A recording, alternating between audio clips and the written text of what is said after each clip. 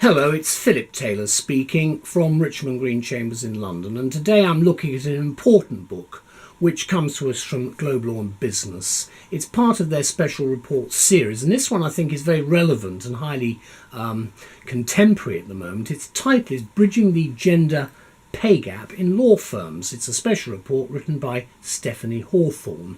It's part of the Law Firm Management's Insights series of publications from Sean O'Neill's organisation Global Law.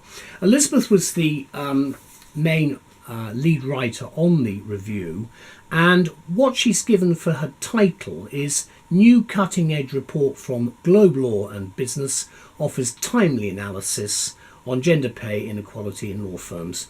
And unfortunately, we've done a lot of reviews recently, and this is the same old story. There is this inequality which is still there, whether it's equal pay in other areas as well, but there is a major problem. It's still not being properly addressed. Bit more about that in a minute. Let me just explain for those who probably will remember the name. This is the publication here. Stephanie Hawthorne will be known to many because she was editor of Counsel magazine at one stage. So for practitioners, I thought the name was familiar, and then I realised what it was. Here is the report. Anyway, that's the front. There's no spine, but on the back there's a bit of blurb, and then there's a quote from Nigel Pascoe, Queen's Counsel, which I'll refer to later. The back of the book has some rather nice advertising for other Globe Law works. Then there's some detail about Stephanie at the back there, and that's the structure. And then she's actually got some acknowledgements at the back dated September 2018 at the back of the work. It only runs to some 70 odd pages, but if we go to the front, there are notes, of course, detailed notes to assist for any further reading. But if we go to the front of the book, let's look at the front page there. And then after that we go, as I said, it's an A4 size publication. That's the blurb from Global Law mentioning Managing Director Sean O'Neill, who is the main organiser of Global Law with Nicola Hornby. There's the table of contents which sets out what is happening, looking at the specific problems. It runs to, well, not that many, a dozen or so chapter headings with a conclusion at the end, and then you've got a main introduction looking, and I'll quote, excessive executive pay and the gender pay gap are at root an issue of fairness. It's unacceptable that in 2018 men and women are awarded so differently for doing the same jobs. That is the basis of this book. I'm very glad it was published. Read it, because the point is, it's not a long book to read. Every law firm should have a copy. The point is that we've got to stamp this sort of thing out. And it's not just a question of men and women, there are other problems as well. But it is so basic because it is between men and women. Because they're doing the same thing, they should be paid the same way. And just going back the 50 years I've been working, I can remember the time when waitresses were paid less than I was paid as a waiter.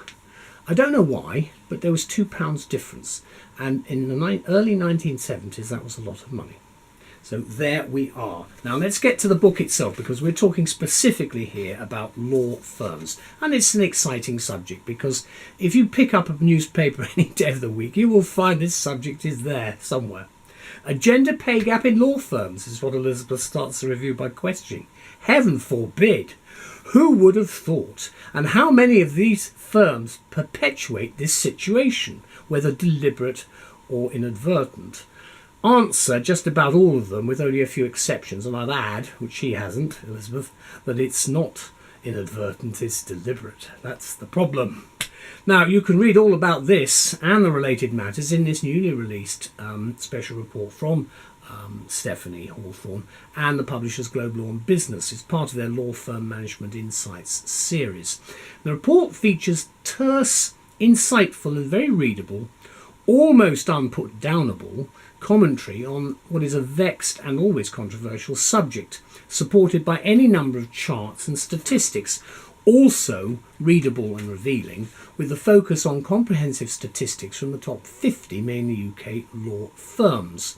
And it should be mentioned that the relevant data needed to produce a report like this in the first place is available thanks to the to certain UK pieces of legislation, primarily, of course, the Equality Act 2010, Gender Pay Gap Information Regulations of 2017. And of course that was the last piece of legislation from the outgoing Labour government before the coalition came about from 2010 onwards, and it consolidated the law. But we've got to move on, and that's really what Parliament should be doing when it's finally finished with Brexit, and we'll get down to the domestic agenda again. Because what this regulation does, and this is where the problems need to be exposed, is it obliges employers to publish information relating to the gender pay gap within their organisations. That's a start, because we can then get the factual information and work on it. The report also makes the point that the UK is one of the few countries in the world to require employers to publish such comprehensive gender pay gap data. Hence the focus in this report on the top 50 firms, although certain large US law firms also turn up in the stats. Now, I think that's important, because this is not something, remember there are cultural problems, all sorts of other issues. It's not just something that's about the UK, this is much bigger. And of course the outrageous inequalities in other countries are matters, frankly, for their own jurisdictions, but it doesn't stop us in terms of comparative law from stating what is going on, because it's got to stop. Now, statistics aside, the report, almost half of it, shifts into the positive mode as a source of sensible, workable advice on the reasons for the persistent gap in gender pay and the way and means by which the resulting inequalities may be rectified, and that's of course the key. Good Practice in Law Firms is the title of one chapter which contains the viewpoints of a regional firm, a Magic Circle firm, and a top 20 law firm. The chapter on government recommendations precedes a conclusion which calls for timely, effective action. Other issues covered include work allocation, maternity support, parental leave, and much more. And these, of course, are the same issues which pertain to much of British industry as well as to law firms. So the point about this book, it says law firms, but it's bigger than that. It's the issue which is covering everybody. And frankly, it's a bit of a business malaise and should be sorted out. Now, the report, comments Nigel Pascoe, Queen's Counsel, is a major piece of fundamental research and analysis by one of the most experienced and able commentators in the law. It is truly outstanding. Nigel's absolutely right.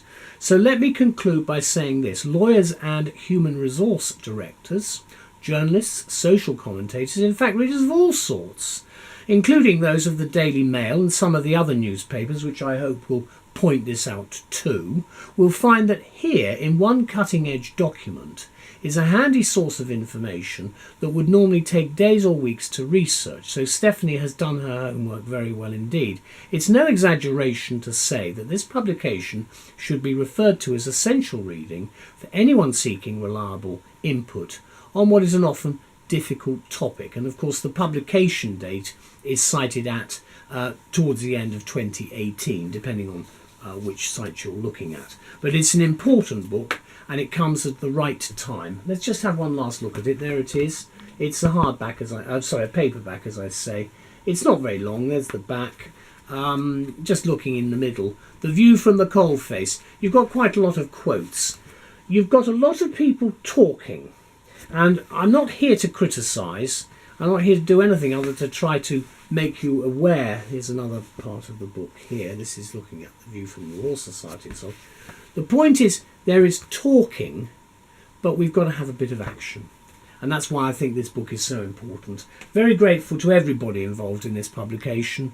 This will be widely published, I hope. Certainly our review will, and the details of this report will be widely published. So thank you very much to everybody who's contributed. And if there isn't any result as a result of this, for a proper piece of equality, we'll be coming back to this subject again, I think, within the next few years. Thank you to all. Bye-bye.